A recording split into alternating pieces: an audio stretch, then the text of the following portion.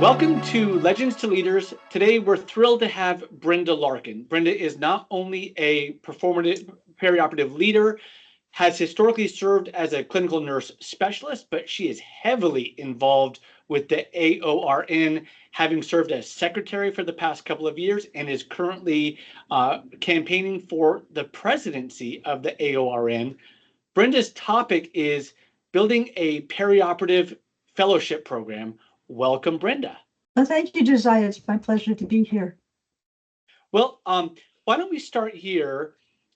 For those that are coming in relatively new to the concept, explain to us from the start, what is a perioperative fellowship program? Sure. I think most of the viewers would know about residency programs, and that's something that the ANCC rather, has developed to help nurses transition into their first nursing career. It gives them a level set of skills and concepts to help equip them to transition into practice. And so fellowship and residency kind of model themselves for nursing after the medical field, where you have your residents, which are your newly graduated physicians going into practice and going through all their learning and various rotations. And then you have fellowships where the physicians specialize. Well, it's the same for nurses. Fellowships are designed for nurses who have at least 6 months of education and training and job experience on their books, and then transitioning to a more specialized nursing area. Got it. Okay. And so imagine you're a newly promoted director of surgical services, and you are thinking whether or not a fellowship program is right for your organization. What signs or signals should you be looking for? Sure. Well, I think what most leaders are experiencing right now is a shortage of good candidates to fulfill their openings as a staff nurse in their operating rooms and other procedure areas. And the residency programs are very med-surg focused versus specialty. So even if you hire a new grad at your facility, which I applaud, I always recommend hiring new grads. Going through a hospital residency program doesn't translate as well into a perioperative environment. We do have Periop 101 that AORN provides, that hospitals can purchase seats so that they can educate and train new nurses to the perioperative space. And that can be designed for residents. It takes a lot of commitment by educators and also preceptors and patients, because you're not going to get a brand new nurse who can fully staff an operating room with full competency. It just doesn't exist. Right. So that's perfect for those nurses coming out of school who want to go into the operating room. The fellowship is designed for those nurses who maybe already work at your facility, but always wanted to be an operating room nurse. And a lot of facilities will not hire brand new nurses to the operating room. That's getting less and less now, but there's still some out there that, don't want to take that chance. And the fellowship provides a dedicated pathway for experienced nurses to transition in a safe environment to the operating room, knowing that at the end of their experience in the fellowship, they're going to be competent to do the cases that that particular site performs. Right. So this is an alleviation of a staffing shortage mechanism, or plan of action, or tactic in terms of how to help alleviate staffing shortages. Paint done for me, when you have successfully done a fellowship program and it's been a success, how does it feel? Give me an example of what it feels like. Well, it's incredibly satisfying to see someone new fall in love with the operating room. Because with the operating room, as you probably know, I've heard from others, either you love it or you don't. Right. And so when the fellows graduate and they love what they're doing and they're happy that they made that decision. That is the most gratifying. Plus, you know that you're going to have a highly engaged staff nurse who wants to participate not only in performing cases, but the fellowship that I designed integrates them into their system, understanding what drives nursing practice, connects them with their professional organizations such as ANA and AORN, and also gives them an insight into how nurses can change practice, because in my fellowship that I developed, there's a quality improvement project that's included. And one of my nurses actually exhibited her quality improvement project at the AORN conference one year. Can you give me an example? What does that quality improvement project look like? Can we hear about one Oh, of the? yeah, it could be anything. Let me just see if I can bring it up real quickly to see what exactly she did. Here we go. She worked on a perioperative hair removal quality improvement project for the site that she was employed at. And she began by educating the nurses where perioperative hair removal should be done versus where it should not, and implemented that process, project improvement process in her facility, and was very successful at it. So she did all the research on why it's important, did the education for the nurses, and then transitioned them into doing the hair removal in the proper places, which is prior to the operating room and not in the operating room. So what are some of the barriers? If, for example, you're interested in the fellowship program, what barriers might you encounter after you make your intention known? There's a lot of commitment from leadership for time, because it is an intense hands-on type of education. There's classroom time, there's study time, and then there's skill application time, as well as being precepted. So at the end of, let's say, 6 months or shorter, depending on what the facility offers as far as numbers of surgeries that they need to see, you have a nurse who is not only equipped to do your cases, but understands the different intricacies and interdependencies of all the areas in perioperative nursing. So a really highly functioning staff nurse. And this is great for locations that have magnet programs. This is something that the magnet program would look for, their transition to practice program. A lot of sites rely on their residency programs, which are great. They're definitely needed, but very few have the fellowship offering. You know, I heard a quote from Jeff Bezos. I have so many great ideas I could sink Amazon. And the idea was that, sometimes every idea needs to be brought in at its own timing when the time is right in an organization. Is there a Yes. little bit of that with a fellowship program in terms of, like, how do you know that the time is right and that your organization is ready for it? Well, that's a great question. I think that it depends on the organization, the size, and the need.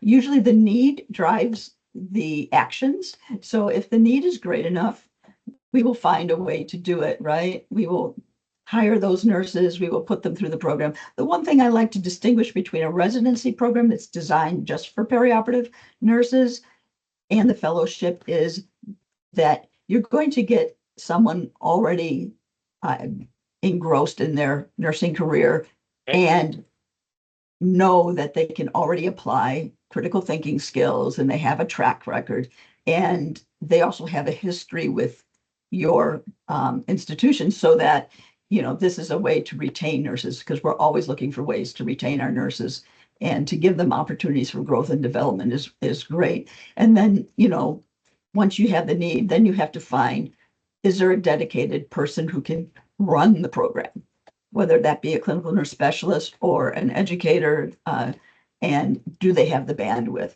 And that's something that needs to be examined because this is time intensive, and developing the program takes time before you even launch it. So it could be like from January to end of December before you could get your first cohort through, because you need the time to develop it and understand what's important for your nurses to know as they move forward in their career. Okay, and so between an educator and a clinical nurse specialist, what is the difference that are in the leadership of the program in terms of should one or the other be preferred, or what are some of the dynamics between a CNS and an educator in terms of running the program? Yeah, sure. An educator can certainly put a program together. I depending on their preparation. Now, if they're a nursing professional development specialist and they're certified, they're going to have the pieces they need from that organization to put together a decent fellowship.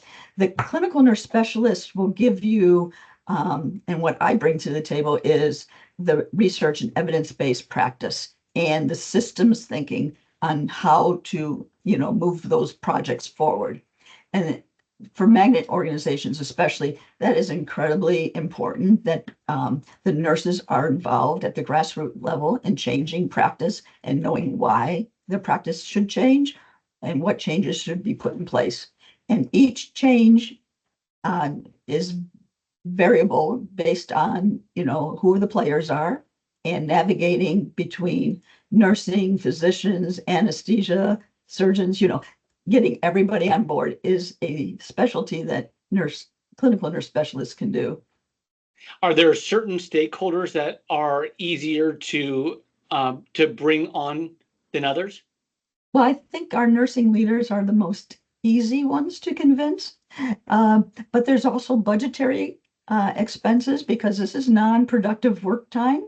Okay. And, you know, I'm married to an accountant, so I can call them bean counters. They want to know where all the pennies go. So, that's another argument that you have to make to show that this is going to decrease our staffing costs for travelers because we'll have our own staff built, and that will save the organization money.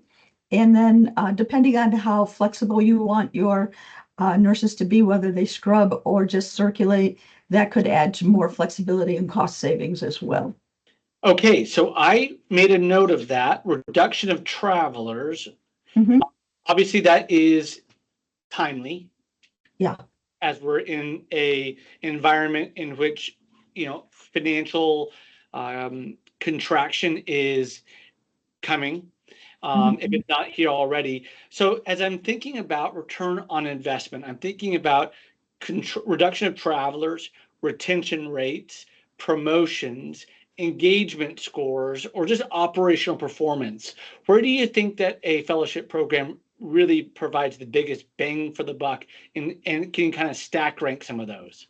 I think the biggest bang is in retention, Okay. because you're not just throwing someone into the frying pan and say, okay, you could be a perioperative nurse now, and here's your preceptor, and hope you make it. Because we do have some attrition with our new to the perioperative area nurses. They figure out, oh, this is not really what I want.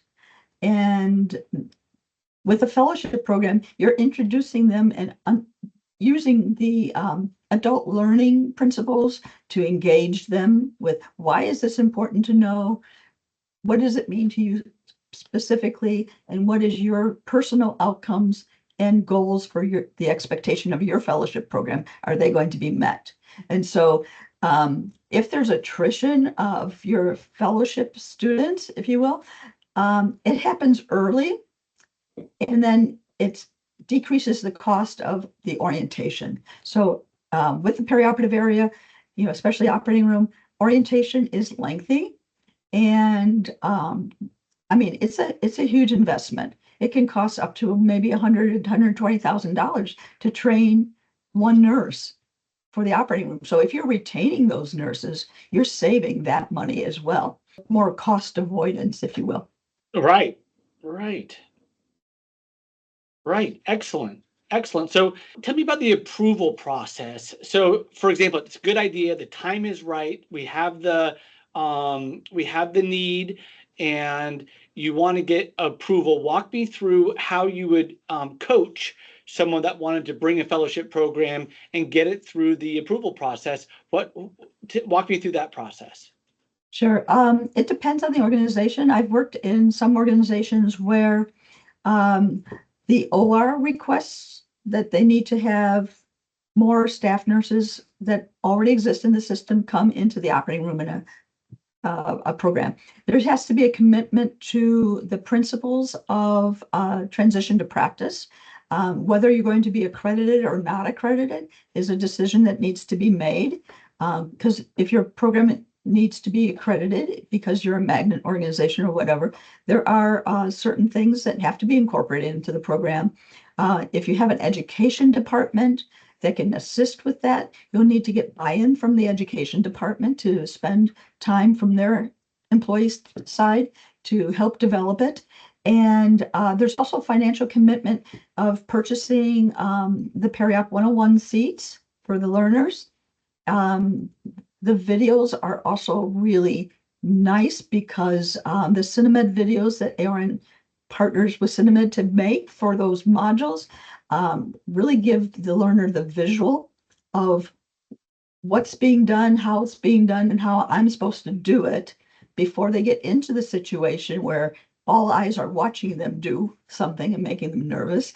And then they can practice in their skills lab before and then feel more confident. And then, so you have to purchase those. The one thing nice about the Cinemed videos is there's a post test with each one. Okay. So that decreases the educator's responsibility to know whether or not the learner has captured that information successfully. So that's in addition to, the final exam for Periop 101s. And then, so you can measure their progress and know what their difficulties are and address those prior to releasing them into practice. So that's a financial commitment that needs to be made. And then, of course, just the time for the person educating and then also having preceptors.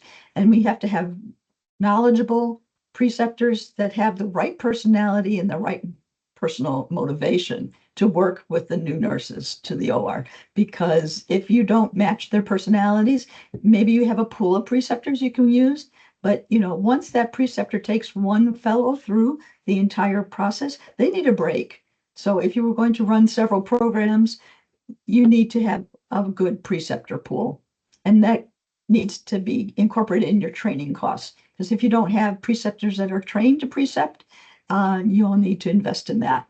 Trying to get away from, see one, do one, teach one. It does sound like that the payoff is immense, but it's also intense. It is, exactly.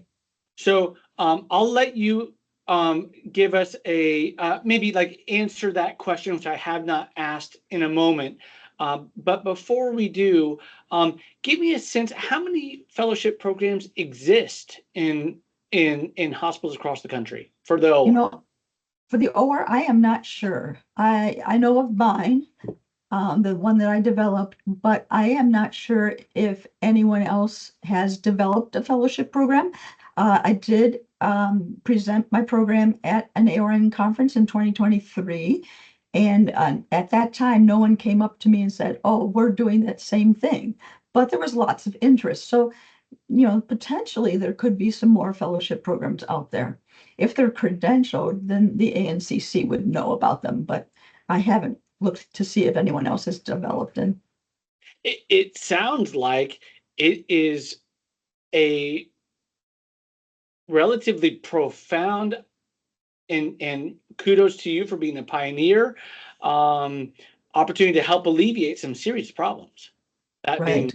staffing and retention and reduction of travelers. Yeah, let's Brenda, thank you so much for sharing your insights. What we've learned is, of course, the difference between a residency program and a fellowship program, the sheer immense cost of training an OR, $120,000, but the both relative intensity, but the huge payoff for a fellowship program.